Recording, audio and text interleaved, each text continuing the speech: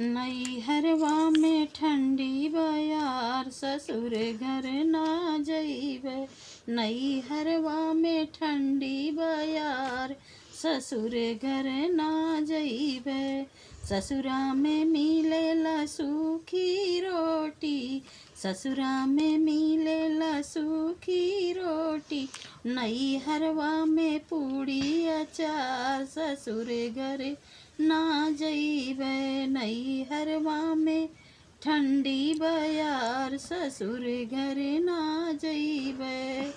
ससुरा में मिलेला टूटही खटोलिया, ससुरा में मिले टूटही खटोलिया। नई हरवा में पलंग सवार, ससुर घर ना जइबे।